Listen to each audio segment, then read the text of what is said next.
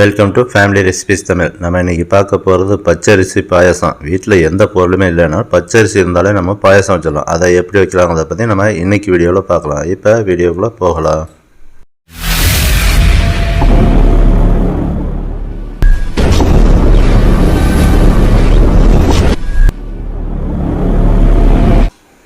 இப்போ நம்ம பச்சரிசி பாயசம் செய்ய ஆரம்பிச்சிடலாம். ஃபஸ்ட்டு ஒரு கப்பு பச்சரிசி எடுத்து தண்ணியில் ஒரு அரை மணி நேரம் ஊற வச்சிடலாம்.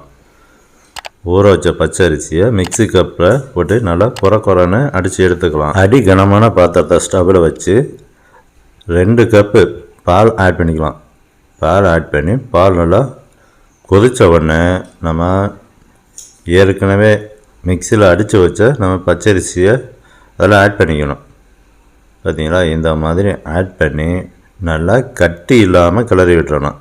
அதான் நல்லா முக்கியமானது. நல்லா கட்டி இல்லாமல் நல்லா தெளிவாக கிளறி விட்டுறணும். ஃபேமிலி ரெசிபிஸ் தமிழ் சேனலை லைக் பண்ணுங்கள், சப்ஸ்கிரைப் பண்ணுங்கள், பக்கத்தில் இருக்க பெல் பட்டனை எனேபிள் பண்ணுங்கள், ஷேர் பண்ணுங்கள். அதை அப்படியே சிம்மில் வச்சுட்டு நம்ம அடுத்த பாத்திரம் ஒன்று வச்சு 2 கப்பு தண்ணி ஆட் பண்ணிக்கலாம். தண்ணி நல்லா கொதித்த உடனே 1 கப்பு நம்ம பச்சரிசியை அடித்து எடுத்துருக்கோம். அதுக்கு 1 கப்பு வெல்லத்தை சின்னதாக கட் பண்ணி இந்த தண்ணியில் ஆட் பண்ணி நல்லா கொதிக்க விட்டலாம். நம்ம கொதிக்கும்போது ரொம்ப கொதிக்கணுங்கிற அவசியம் இல்லை. வெல்லம் கரைஞ்சால் போதும்.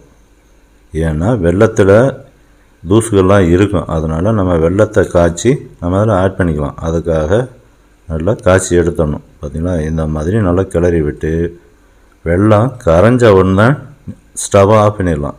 அதுக்கு மேலே கொதிக்க விட வேண்டிய அவசியம் இல்லை. பார்த்திங்களா, நல்லா வெல்லம் கரைஞ்சி கொதிச்சிருச்சு. இந்த ஸ்டேஜில் நம்ம ஸ்டவ்வை ஆஃப் பண்ணி எடுத்துக்கலாம். இனிப்பு அதிகமாக தேவைப்படுறவங்க கொஞ்சம் வெல்லம் அதிகமாக போட்டுங்க. இல்லை கம்மியாக இனிப்பு தேவைப்படுறவங்க கொஞ்சம் வெல்லத்தை கம்மி பண்ணிக்கோங்க.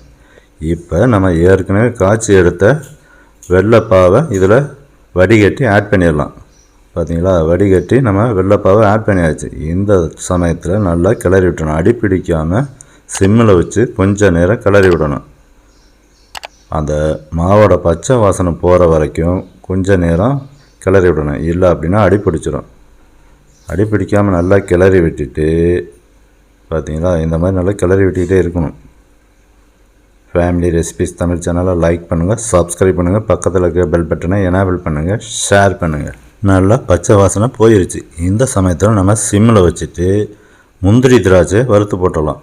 2 ஸ்பூன் அளவுக்கு நெய் போட்டு முந்திரி நல்லா கலர் சேஞ்ச் ஆகிற சமயத்தில் நம்ம திராட்சை போட்டுக்கலாம். அதுக்கு முன்னாடி திராட்சை போடக்கூடாது. பார்த்தீங்களா, இந்த மாதிரி மெதுவாக சிம்மில் வச்சு முந்திரி திராட்சை வறுக்கணும். இல்லை அப்படின்னா கருகி போயிடும். இப்போ திராட்சை போட்டுக்கலாம்.